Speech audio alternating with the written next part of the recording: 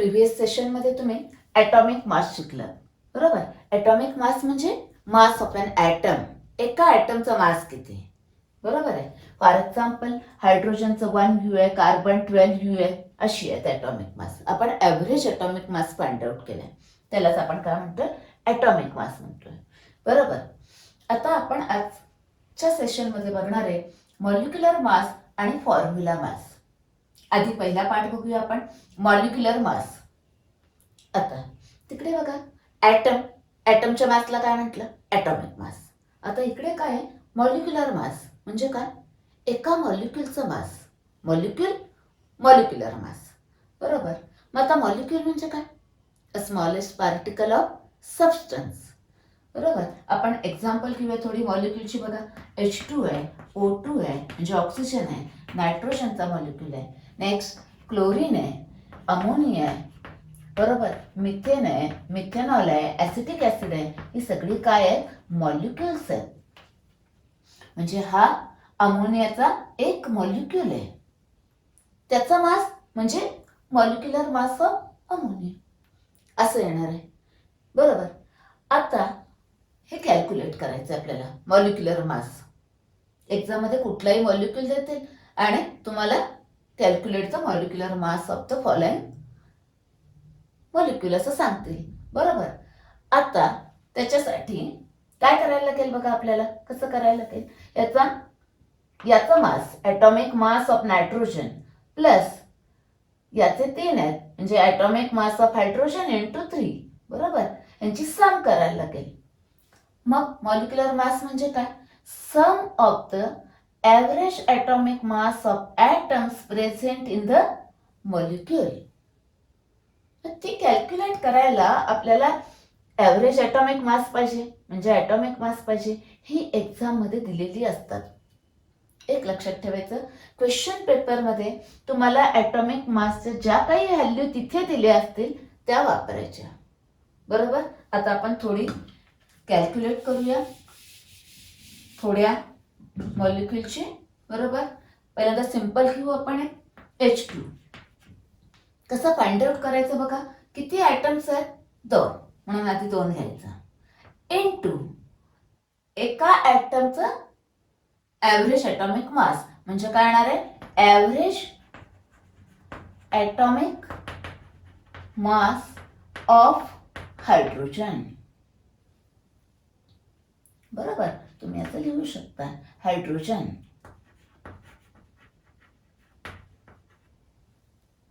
बरोबर. आता काय येईल बघा, 2 इंटू याचं 1 असतं, ते दिलेलं असतं एक्झाममध्ये, म्हणजे 2 इंटू 1 इज इक्वल टू काय येणार, 2, आणि युनिट लिहायचं यू, कारण ॲटॉमिक मास हे कशात आहे, यू मध्ये, बरोबर.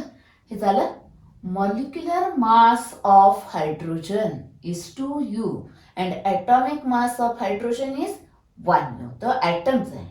ऑक्सिजनचं मॉलिक्युलर मास फाइंड आउट करूया. बघा, हे 2 लिहायचं इंटू याचा मास 16 म्हणजे काय, 32 यू, बरोबर. तसंच नायट्रोजनचं काढूया, तर नंबर ऑफ ॲटम्स किती आहेत, 2 इंटू याचं मास किती असतं, 14, that is 28 you. Molecular mass of nitrogen, molecular mass of chlorine find out करूया. 2 ॲटम्स, एका क्लोरीनचा मास किती, 35.5 म्हणजे काय येईल, 71.0 U. Molecular mass of chlorine is 71, atomic mass of chlorine atom is 35.5, बरोबर. कळले. आता थोडेसे आपण दुसरी एक्झाम्पल्स बघूया, मॉलिक्युलर मास फाइंड आउट कसं काढतात ते. एक घेऊ आपण क्लोरीन, मिथेन घेऊया, बरोबर. काय करायचं आहे बघा, कसं लिहिणार आपण, एक ॲटम आहे, 1 इंटू याचा ॲटॉमिक मास किती, 12, बरोबर, प्लस किती ॲटम्स आहेत, 4 इंटू 1 म्हणजे काय येणार आहे, 12 plus 4 is equal to 16 U. 16 U काय आलं, मॉलिक्युलर मास ऑफ मिथेन. इथे तुम्हाला एक्झाममध्ये समजा असं विचारलं, find out the or calculate the molecular mass of methane, तर तुम्हाला फॉर्म्युला माहिती पाहिजे, बरोबर. फॉर्म्युला दिला असेल तर तुम्ही डायरेक्ट कॅल्क्युलेट करू शकता. पुढे बघूया अजून एक्झाम्पल SO2. SO2 बघा, S किती आहे 1, त्याचं ॲटॉमिक मास असतं 32. ॲटॉमिक मास एक्झाममध्ये दिलेले असतात, त्या पाठ केल्या नाही तरी चालतील, नंतर हळूहळू आपल्याला त्या आपोआप पाठ होतात. 2 × 16 बरोबर, म्हणजे 32 + 32 = 64U molecular mass of SO2. Next आपण जरा बघूया ग्लुकोज. काय करतोय आपण, ग्लुकोज घेतोय बरोबर, C6H12O6. तर बघा बरं, 12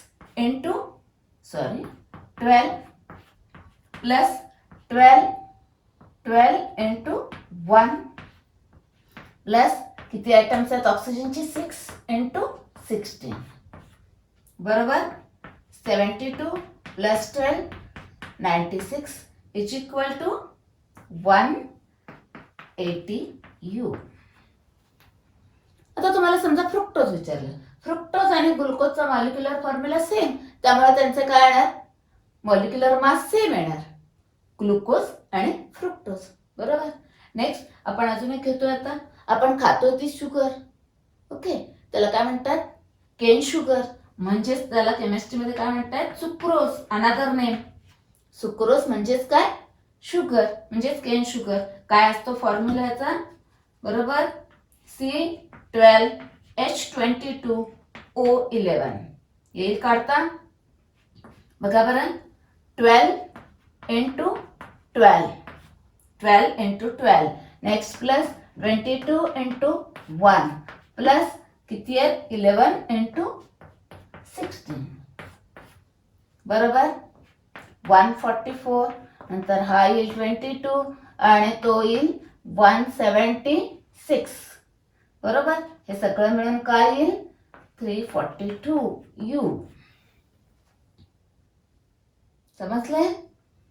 अजून थोडी एक्झाम्पल घेऊया आपण बरोबर. बघा एक्झाम्पल युरिया. आता युरियाचा तुम्हाला स्ट्रक्चर माहिती पाहिजे, त्याचा मॉलिक्युलर फॉर्म्युला माहिती पाहिजे. लागणार आहे तो सारखा, हा आहे युरिया बरोबर. आता या स्ट्रक्चर वरून काय करायचं आपण, मॉलिक्युलर फॉर्म्युला फाइंड हे करायचं आहे, लिहायचं इथे बरोबर. म्हणजे सोपं जाईल कॅल्क्युलेशन करायला. बघा कार्बन किती आहे, 1 आहे म्हणून 1 कार्बन. हायड्रोजन किती आहे 4 आहेत. नायट्रोजन किती आहे 2 आहेत आणि ऑक्सिजन किती आहे 1 आहे. आता सोपं जाईल आपल्याला कॅल्क्युलेट करायला. बघा फाइंड आउट करतोय आपण याचा मॉलिक्युलर मास किती, सी किती आहे 1 आहे म्हणजे 1 × 12 प्लस एच किती आहे 4 × 1 प्लस 2 × 14 बरोबर प्लस 16 बरोबर.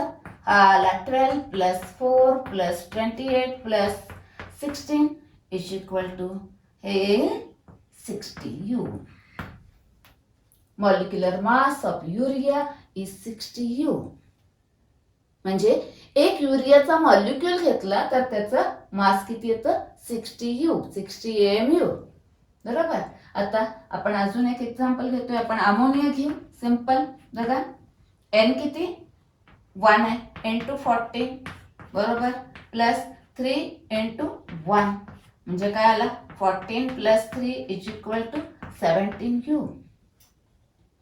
अजून एक घेऊया आपण ऍसिटिक ऍसिड घेऊ. ऍसिटिक ऍसिड आता परत काय बघा, ऍसिटिक ऍसिड मध्ये काय करूया, कार्बन 2 आहे C2 असा मॉलिक्युलर फॉर्म्युला असा काढूया H4O2 म्हणजे सोपं जाईल बरोबर. C2 2 × 12 बरोबर प्लस 4 × 1 प्लस 2 × 16 बरोबर 24 प्लस 4 प्लस 32 बरोबर म्हणजे काय येईल हा 60U. हा युरियाचा पण 60 आला, ऍसिटिक ऍसिड पण 60 आला. ओके. नेक्स्ट आता इनफ मॉलिक्युलर मासचा कन्सेप्ट कळला, त्याच्यामध्ये तुम्हाला मॉलिक्यूल म्हणजे काय कळलं, मॉलिक्युलर फॉर्म्युला कळला, त्याच्यावरून तुम्हाला मॉलिक्युलर मास काढता आले, ॲटॉमिक मास एक्झाममध्ये दिलेले असतात. आता आपण बघूया फॉर्म्युला मास. बरोबर.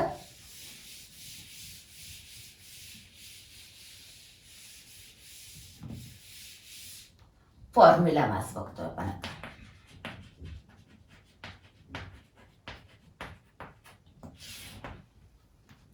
आता सम ऑफ द सबस्टन्सेस. कुठली सबस्टन्सेस? फॉर एक्झाम्पल समजा NaCl, KCl आहे आणि सबस्टन्सेस आहेत मोस्टली आयोनिक सबस्टन्सेस. तुम्हाला आयोनिक सबस्टन्सेस माहिती आहे, आता आयोनिक बॉन्ड तयार झालेले माहिती आहे, तिकडचं मेटॅलिक पार्ट, तिकडचं non metallic part, ionic bond तयार होतोय. बरोबर. आयोनिक सबस्टन्सेस आहेत. बरोबर.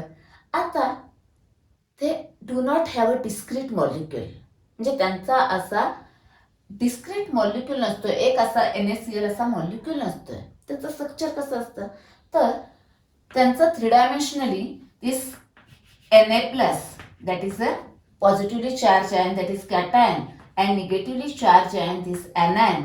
These cations and anions are arranged in a 3-dimensional form. आता याचं स्ट्रक्चर डिटेलमध्ये कसं असतं आपल्याला 12th स्टँडर्डला आहे, पण असे त्याच्या क्रिस्टलाइन स्ट्रक्चरमध्ये असे Na+Cl- Na+Cl- असं अरेंज झालेले असतात 3 डायमेन्शनलमध्ये. एक्स ॲक्सिसमध्ये, वाय ॲक्सिसमध्ये, झेड ॲक्सिसमध्ये असे अरेंज झालेले असतात. म्हणजे त्यांचा असा डिस्क्रीट असा मॉलिक्युल नसतोय. मग जस्ट त्याला रिप्रेझेंट करण्यासाठी आपण हा NaCl हा असा त्याचा फॉर्म्युला असतो. बरोबर. म्हणजे बघा तुम्ही काय केलं, इकडे आता समजा मिथेन. मिथेनचा हा मॉलिक्युल आहे. बरोबर. म्हणून तुम्ही त्याला काय म्हटलं, मॉलिक्युलर फॉर्म्युला म्हटलं. हा मॉलिक्युल आहे. बरोबर. पण इथं हा असा मॉलिक्युल नसतो, म्हणून त्याला आपण काय म्हणतो, फॉर्म्युला किंवा फॉर्म्युला युनिट पण म्हणतात. बरोबर. मग ह्याचा काय म्हणतोय आपण, ह्याला मॉलिक्युल म्हणतोय. ह्या मॉलिक्युलचा आपण मास काढलं, त्याला काय म्हटलं, मॉलिक्युलर मास. बरोबर. तसं इकडे ह्याचा मॉलिक्युलच नाहीये, त्याला आपण काय म्हणतोय, फॉर्म्युला. मग त्याचं मास फाइंड आउट केलं की त्याला काय म्हणायचं, फॉर्म्युला मास. म्हणजे आयोनिक कंपाऊंडसाठी फॉर्म्युला असतो आणि त्या फॉर्म्युल्याचा मास म्हणजे फॉर्म्युला मास म्हणायचं. म्हणजे फॉर्म्युला मास म्हणजे काय, आता mass of 1 NaCl formula unit. याचं एका NaClचं मास. बरोबर. सेम तसंच फाइंड आउट करायचं. Sum of atomic mass of Na plus atomic mass of Cl, that is a formula mass of NaCl. आपण थोडी एक्झाम्पल घेऊया त्याची. बघा,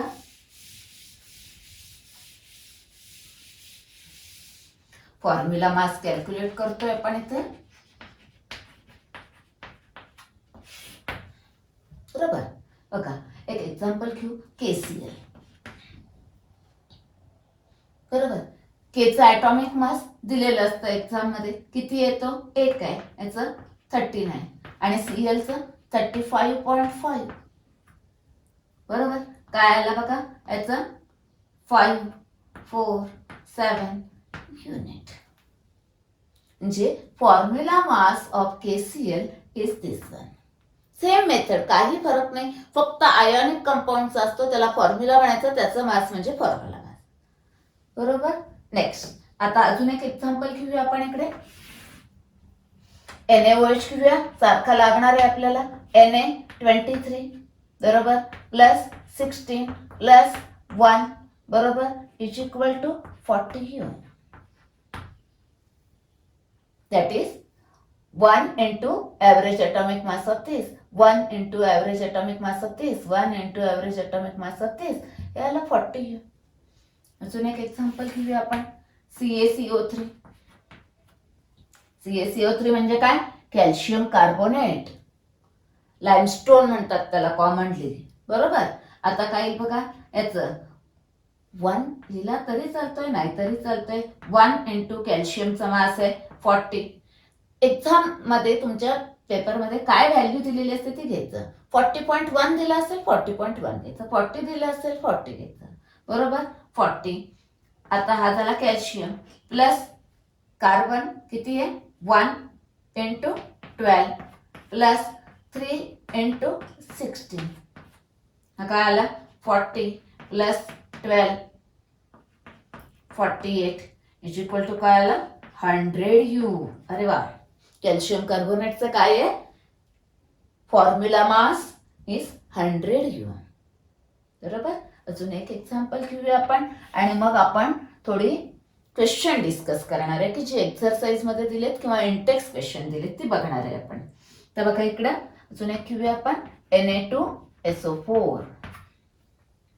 काय येणार आहे इथं 2 ॲटम्स. आधी 2 ॲटम्स Na मास किती 23 बरोबर प्लस सल्फर किती 32 प्लस 1 इंटू 32 लिहिला तरी चालतो बरोबर प्लस 4 इंटू 16 बरोबर.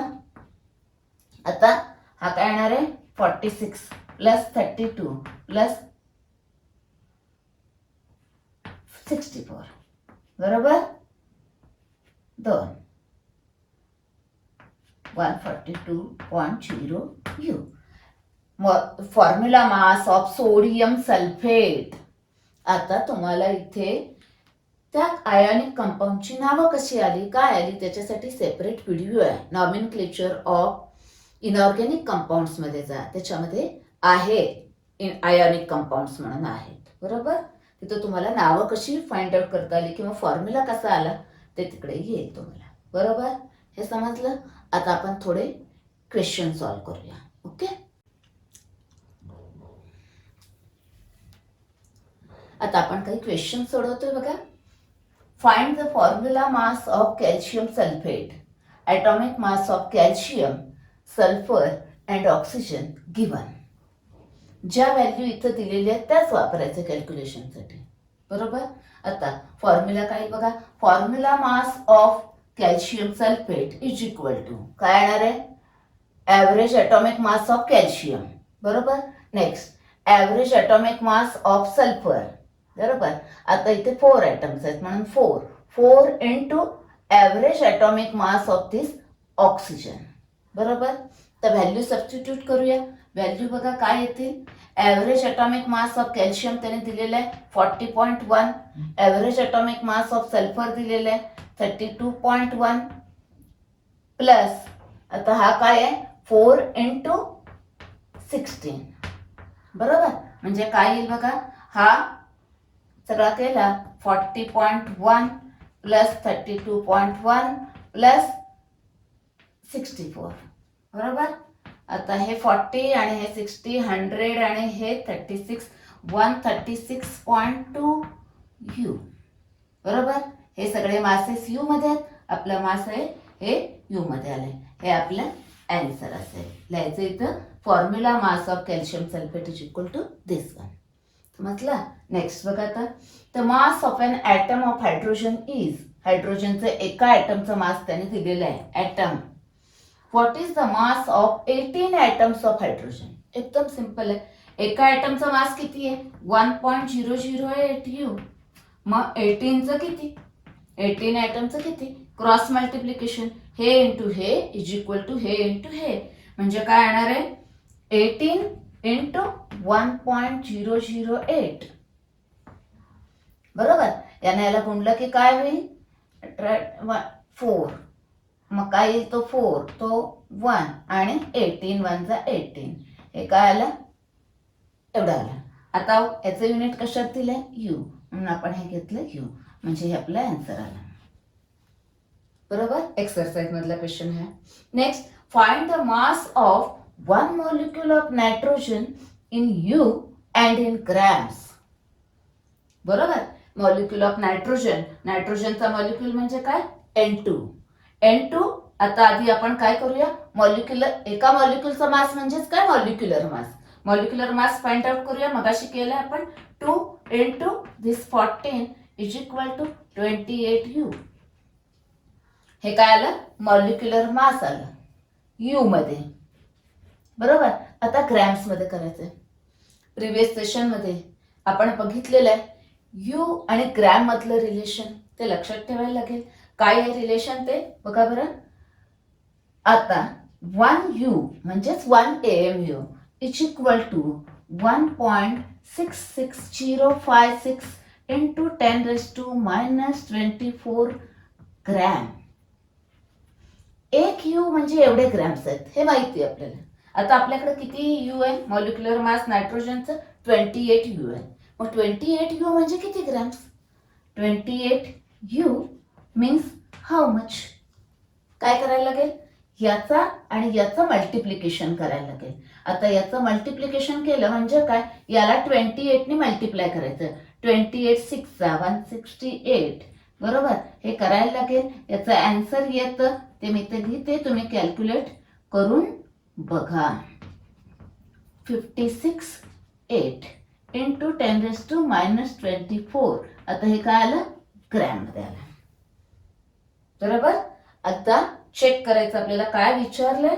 1 मॉलिक्युल ऑफ नायट्रोजन यू मध्ये एस फाइंड आउट केलाय म्हणजेच AMU, आणि ग्रॅम मध्ये काढायला हे आलं.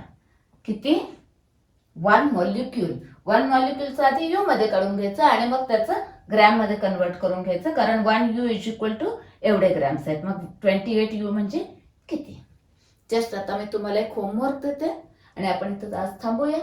आता नेक्स्ट सेशनमध्ये आपण इम्पॉर्टंट पॉईंट बघणार आहे. मोलर मास आणि mole concept, very interesting part, पण नेक्स्ट सेशनमध्ये बघणार.